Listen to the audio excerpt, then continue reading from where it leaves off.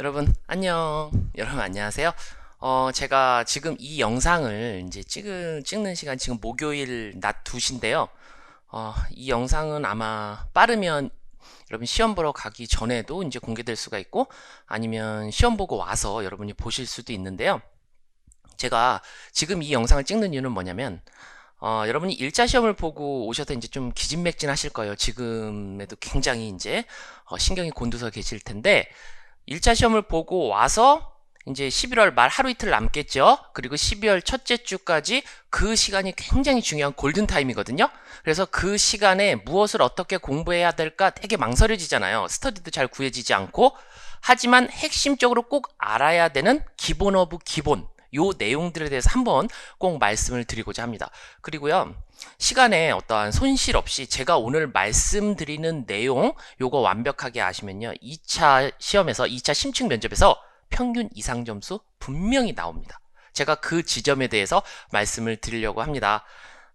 여러분 지금 아직 1차 시험 전이니까 이 영상 지금 이 순간 보고 계시다면 여러분 우리가 묵묵히 걸어가서 학교 현장에 꼭 서는 그 순간까지 12월까지 맹 놓지 않고 가야 된다는 거 잊지 마시고요. 다시 한번 마음을 다잡고 그리고 책상에 앉으시기 바랍니다.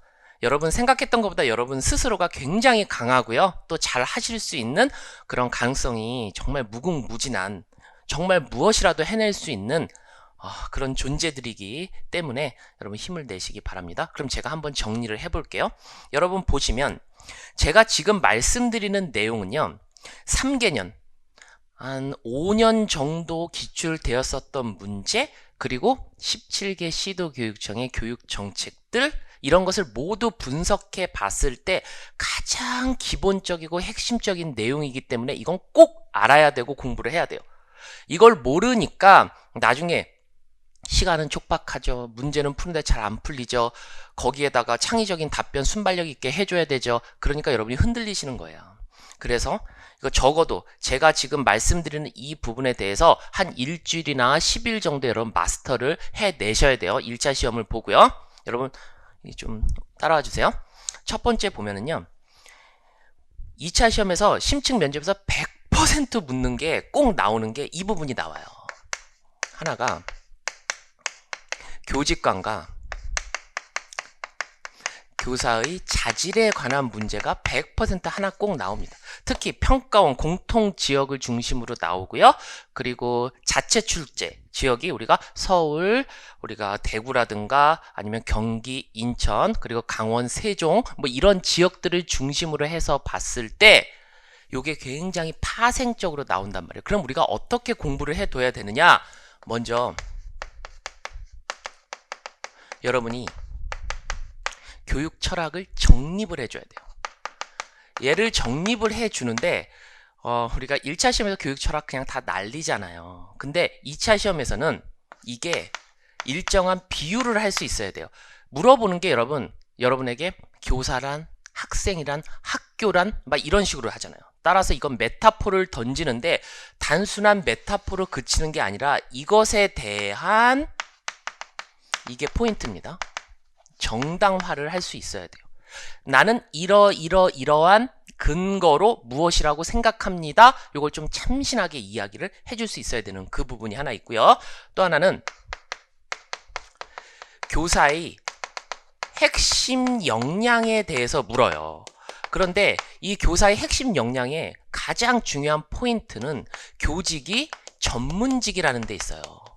전문 직종으로서 여러 핵심 역량을 갖는데 그 중에서 여러분들이 어떠한 강점이 있는지, 그리고 여러분 이거 차이점이 있습니다. 강점과 장점도요. 장점이 있는지, 어떠한 준비를 했는지, 어떠한 부분이 부족한지, 앞으로 이것을 어떻게 향상시켜 나갈 것인지에 대한 계획을 갖고 있는지, 이런 부분들을 하나 묻고요.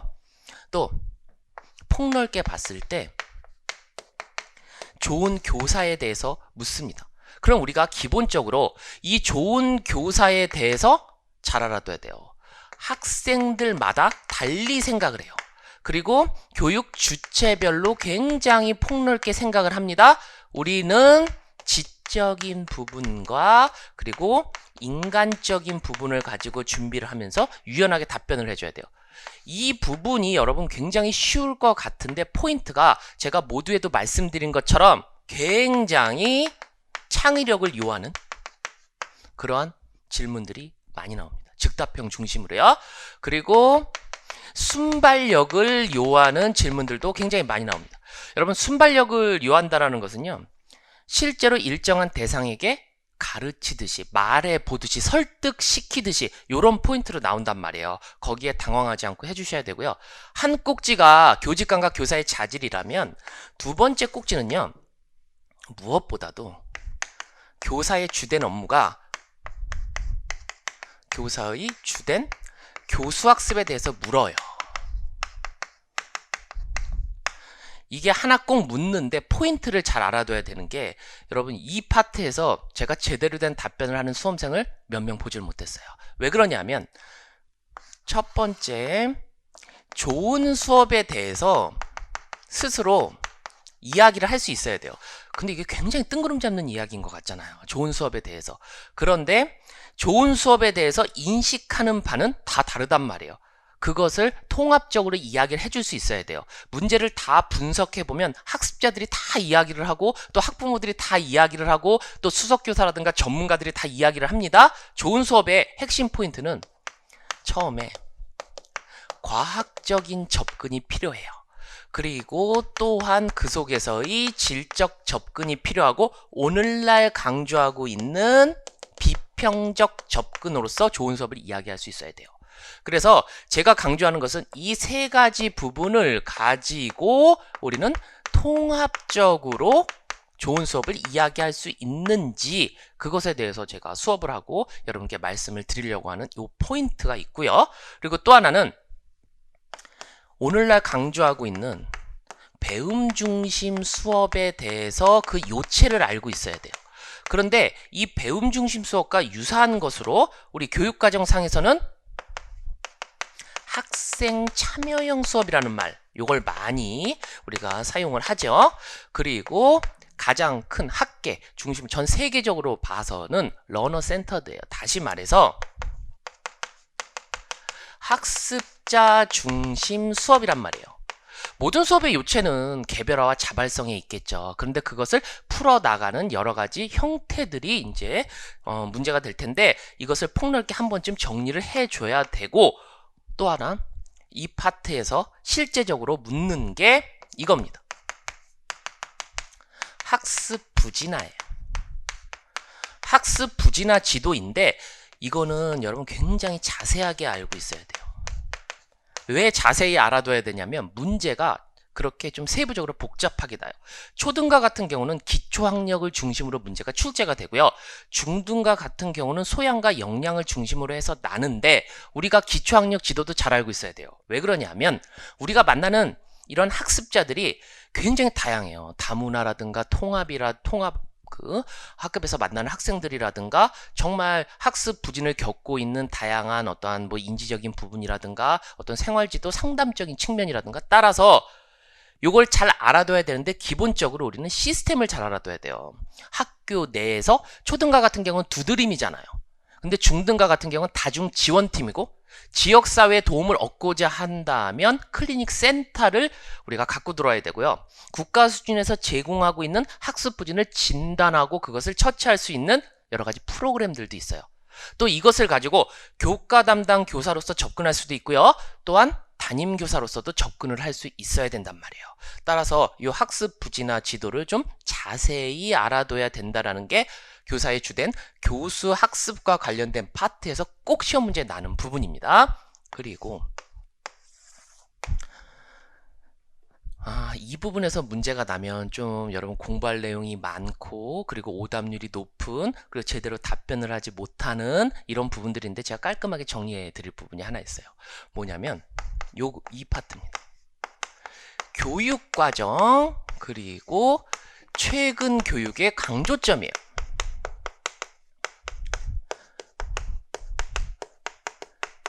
이 내용이 사실 조금 많죠.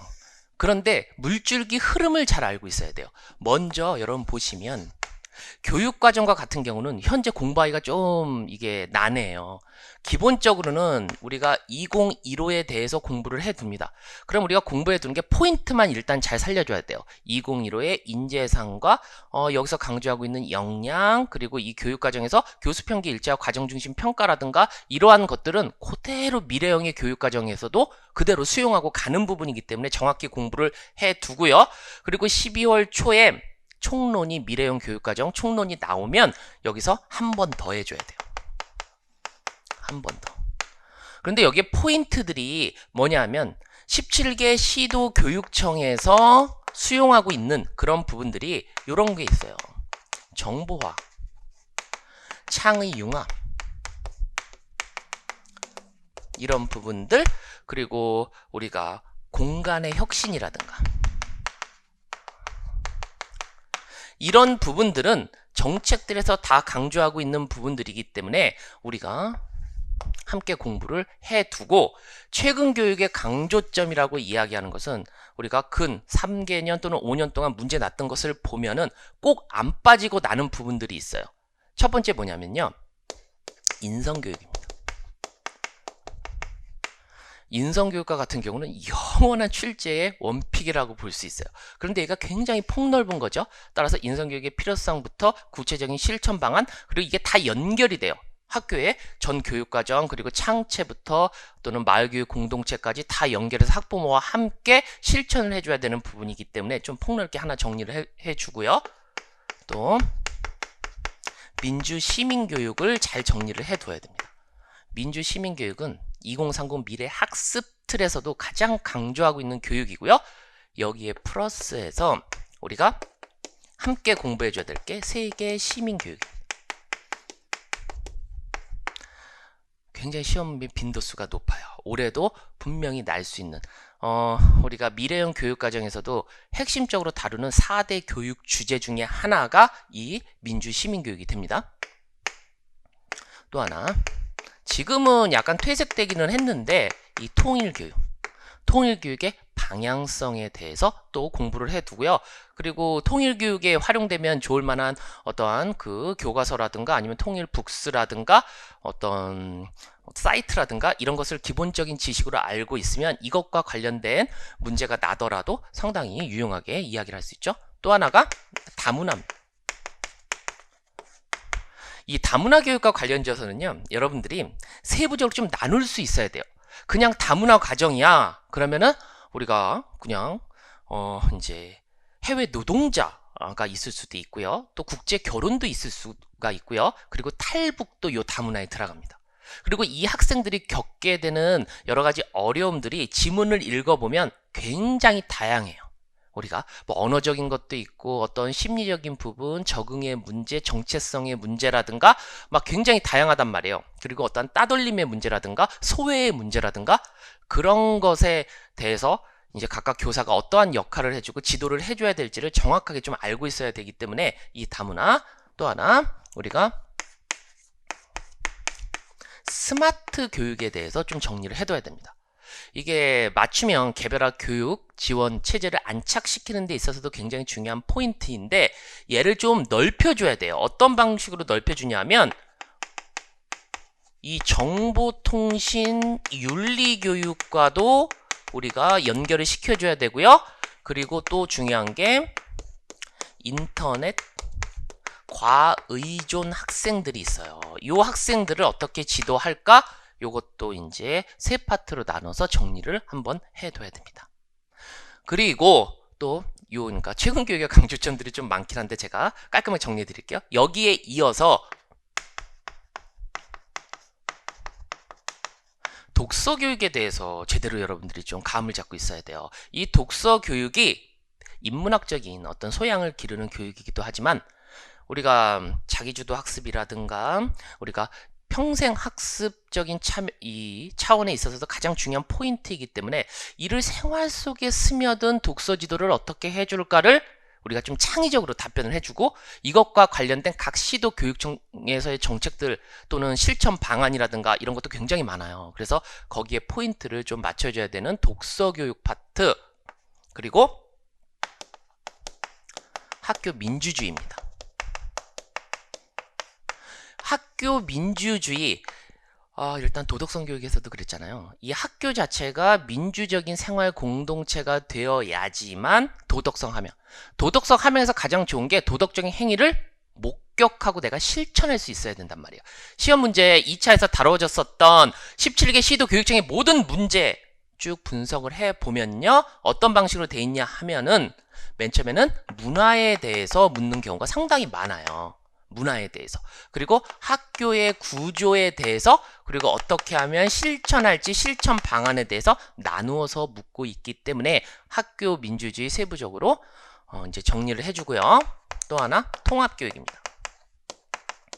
근데 통합교육이 요즘에 복합장애, 중증의 복합장애 학생들도 우리가 학교에 다 이제 수용을 해주기 때문에 그들에게 우리가 어떻게 보면 개별화된 학습자잖아요. 그래서 그 학습자에게 어떠한 지원과 도움을 줄 수 있을지를 좀 알아야 되고, 이건 학교의 물리적인 공간이라든가 어떤 그런 혁신적인 부분과도 같이 연결이 돼요. 또 안전교육입니다. 우리가 이 안전이라는 게 과거 보면 물리적인 안전을 굉장히 강조했어요.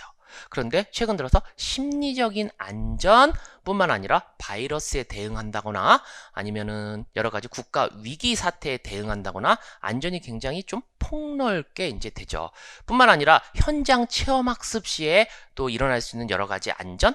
그래서 우리가 공부를 할 때 이 안전이라는 말을 세부적으로 풀었을 때도 굉장히 여러 가지로 물리적, 심리적, 그것도 어떠한 학교의 정책상 뭐 안전망을 어떻게 만들 것인지라든가 여러 가지로 나눠서 이제 볼 수 있죠. 그리고 교육 공동체에 관한 걸 알고 있어야 돼요. 우리가 교사, 학교 이 내부의 노력뿐만 아니라 그것을 생태계적으로 확장시켜 나가기 때문에 우리의 중요한 교육 파트너로서 무엇보다도 학부모들과의 연대 협육 체제가 굉장히 중요합니다. 따라서 교육 공동체를 어떻게 구성해 나갈까에 대해서 구체적인 방안, 교사로서의 역할, 그리고 상당히 많이 강조되고 있는 게 이건 꼭 나올 겁니다. 이번에 생태 전환입니다. 기존의 환경교육과는 달라요. 인식의 전환부터 출발을 해줍니다. 우리가 이러잖아요. 물고기를 주는 것보다는 물고기 잡는 법을 알려주는 게 중요하다고 강조를 합니다. 그런데 오늘날 강조하는 것은 뭐냐면 물고기가 필요하다라는 인식의 전환이에요. 우리가 같이 살아가는 이 생태계 속에서 물고기 자체가 없다면 이런 논의 자체가 안 되잖아요. 이것은 여기뿐만 아니라 우리가 어떤 교육 평등이라든가 복지를 이야기하는 데 있어서도 우리가 함께 살아가는 이 공동체, 이것이 어떻게 회복 탄력성을 갖고 지속 가능한가, 미래 교육에 있어서의 핵심이 웰빙이고 손잡고 같이 가는 우리의 함께 가자라는 포인트이기 때문에 생태 전환 교육 100% 출제된다고 봅니다. 또 하나, 원격 수업입니다. 이미 원격 수업과 같은 경우는 작년에도 굉장한 픽이었잖아요. 그런데 이 원격 수업에서의 발생하는 여러 가지 문제점들이 있어요. 어떤 출결의 문제라든가 학습자 참여라든가 제가 주변에서 이렇게 지켜보더라도 아이들이 집중하지 않고 그 속에서의 어떤 학력 격차라든가 정보 격차의 문제가 많이 나거든요. 그런 부분을 분명히 물어요. 그래서 이 원격 수업에 대해서 정리를 해둡니다. 여기까지 공부해서 여러분 교육과정과 최근 교육의 강조점을 정리합니다. 내용들이 좀 많기는 하지만 나중에 제가 말미에 제가 팁을 드릴게요. 그리고 또 하나 중요한 포인트가 무엇보다도 학생들의 생활교육입니다. 우리가 생활지도라는 말보다 최근 들어서 생활교육이라는 말을 많이 쓰는데 이 부분이 굉장히 좀 디테일하고 학교 현장 중심으로 나죠. 그런데 그 모든 부분을 커버하기 위해서는 가장 기본적으로 우리가 회복적 생활교육에 대해서 감을 갖고 있어야 됩니다. 그리고요, 가장 기본적으로 긍정 훈육법에 대해서 알고 있어야 됩니다. 물론 긍정훈육법이라든가 회복적 생활교육에서 쓰는 여러 가지 뭐 기법들이 있어요. 그래서 뭐 어떤 서클을 쓴다든가 관계성을 뭐 증진시키기 위해서 우리가 사전 또는 뭐 사후 여러 가지 뭐 방법들이 있는데 실제적인 방법들 제가 이거를 월별로 나눠서 학기 초에 그리고 학기 중에 학기 말로 나눠서 제시할 수 있으면 굉장히 좋아요. 그래서 이러한 부분들 그리고 교육 평등과 그리고 교육 복지에 대해서 좀 알아두셔야 됩니다.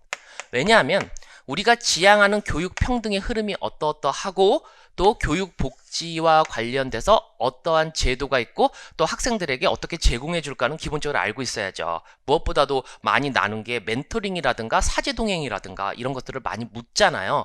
그래서 이건 기본적으로 지식적으로 여러분이 알아두셔야 되고요. 상황은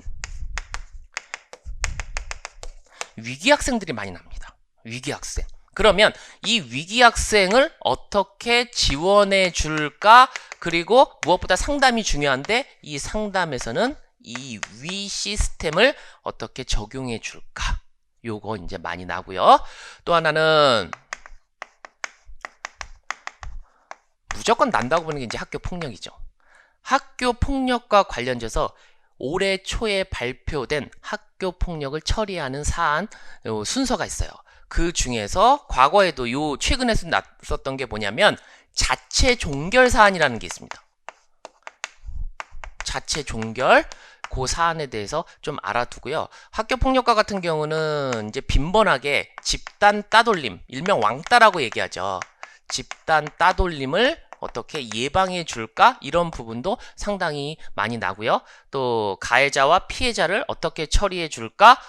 그러니까 이러한 부분들의 가장 기본적으로 우리가 활용할 수 있는 게 이 두 가지를 가지고 이제 그러니까 전반부 요 세 가지를 가지고 이제 현상을 들여다보는 이런 부분이라고 볼 수 있어요. 그리고 1년 동안 우리를 굉장히 놀라게 하고 시끄럽게 했었던 사회적 문제들이 이 부분에서 상당히 많았어요. 올해 같은 경우 아동학대의 징후를 어떻게 파악할 것이냐, 그리고 어떻게 신고를 하고 이 학생들을 어떻게 보호해 줄 것이냐, 이 부분 하나 정리를 해 줘야 되고요. 여러분 보면 이건 하나의 현상인데 수업 방해가 일어나고 있는데 이 수업 방해라고 이야기하는 게 정확하게 무엇과 교권 침해와 맞닿아 있습니다. 그러면 교권이 왜 중요하고 우리는 어떠한 방법으로 교권을 확립할 수 있겠더라? 교권을 확립하는 게 곧 공교육을 내실화하는 것과도 매우 중요하게 밀접한 관련을 갖고 있다라는 거죠. 뿐만 아니라 교권과 짝 개념이 뭡니까? 학생 인권을 어떻게 보장할까를 이야기할 수 있어야 돼요. 이 부분이 여러분 보시면 이제 생활교육 파트에서 꼭 출제되는 부분이라고 볼 수 있고요. 혁신교육에 대해서 여러분 요걸 좀 정리를 할 수 있어야 돼요. 물론 혁신교육이 왜 필요하고 어떻게 등장을 했고 우리가 혁신교육의 흐름도 버전 3.0까지 근데 최근 들어서 강조점이요. 혁신교육을 넘어서 미래교육으로 가고 있어요. 그래서 여러분 요거는 이제 포인트들을 잘 알아두면 되는데 특히 자체 출제 지역으로 갔을 때 이런 것들이 실제적으로 많이 드러나고 있어요. 여기에서 보면은 일단 혁신학교와 관련된 사항을 좀 정리를 해줘야 돼요. 그리고 마을교육 공동체, 그리고 또 하나가 이거 수업과도 연결시키면 굉장히 좋아요. 공유경제 등으로 교육 협동조합, 또 우리의 파트너 학부모 참여를 지원하는 학부모 참여 지원 사업. 크게 보면 요 네 가지로 흘러가고 있는데 우리가 요거 같은 경우는 각 시도마다 좀 차이점이 있고 명칭이 달라요. 그리고 포인트들이 조금씩 다르단 말이에요. 그래서 제가 요거는 큰 틀은 잡아 드리는데 여기에서 요 네 가지로 좀 공부를 해두고 이제 한 꼭지만 남았어요. 하나가 뭐냐면 미래교육. 요거는 미래교육, 미래형 교육과정. 요걸 한 틀에서 여러분 공부를 해 두시면 이제 완벽한데 무엇보다도 미래형 교육과정을 중심으로 봐주는 게 가장 좋아요. 그러니까 다시 말해서 미래형 교육과정도 다 뜯어보면은 우리가 지향하는 게 포용적 핵심 인재를 기르자는 거거든요. 그러면 포용적 핵심 인재를 기르는 이 기반을 어떻게 마련할 것이냐. 전 세계적으로 이러한 변화가 있었고 학습에 대한 틀이 바뀌고 이러이러한 학교의 형태가 나왔어요. 그래서 필요한 게 역량을 재정의하면서 포용적인 핵심 인재가 필요하단 말이죠. 그럼 이러한 인재를 기르기 위해서는 우리가 어떤 내용을 가르쳐야 되고요. 어떻게 가르쳐야 되고요. 어디서 가르쳐야 되고요. 그리고 그 속에서 학교는 어떠한 모습을 나타내야 되는지. 그것을 이제 이야기할 수 있어야 되는 거. 그리고 개별화. 한마디로 얘기하면 이제 맞춤형이죠. 맞춤형의 교육 내용, 교육 과정, 교육 경험을 어떻게 제공할까? 이 속에서 교사들이 어떠한 역할을 할까? 자율적으로요. 요 파트가 두 번째고요. 세 번째는 이게 핀란드 사례에서도 많이 나왔던 건데 교육과정 개정 체제를 어떻게 개선할 것인지 한마디로 얘기하면 협력적 거버넌스 모두의 참여를 폭넓게 이루자라는 거죠. 그래서 교육과정 개정 체제 그리고 미래형의 교육과정이 나왔다면 이의 안착 지원을 어떻게 할 것이냐 안착 지원에 대한 여러 가지 노력들이에요. 그러면 이 안착 지원을 크게 세 가지로 봤을 때 어떻게 된다? 학교는 하나의 무엇으로 학생들과 소통을 한다? 교육 컨텐츠죠. 그래갖고 우리가 이것을 교육 컨텐츠인데 교과서 단순히 교과서를 우리가 학생들에게 제공하는 하나의 컨텐츠라고 볼 수도 있지만 학생들과 소통하기 위해서 이 교과서를 어떻게 발행을 하고 어떻게 이용을 하고 클라우드 서비스 에듀텍과 연결시킬 수 있을지에 대해서 하나 생각해보는 꼭지. 또 하나는 이제 제도입니다. 제도는 우리가 가장 기본적으로 고교 학점제를 중심에 놓고 이해를 해주는 게 좋고요. 고교 학점제를 이야기하다 보면 귀결로 가는 게 뭐예요? 입시제도의 개선이죠. 그래서 이 제도 마련에 대해서 이제 우리가 교육과정과 그리고 최근 교육의 강조점에서도 우리가 교육과정 파트는 고교 학점제를 꼭 살펴봐야 되기 때문에 이제 같이 연결을 시키고요. 그리고 또 하나는 이제 환경입니다. 환경. 그린스마트 미래학교잖아요. 그런데 그 환경도 내부적으로 제가 이제 특히 도시형의 미래학교라든가 이게 농촌형의 미래학교라든가 이런 게 있어요. 그럼 그 속에서 운동장을 어떻게 이용할 것인지 그리고 각 층에서의 핵심 포인트는 무엇인지 그리고 꼭 이 환경이라는 게 학교만 있는 게 아니고요. 학교를 벗어났을 때 우리 마을과 어떻게 공존할 것인지 이게 굉장히 중요해요.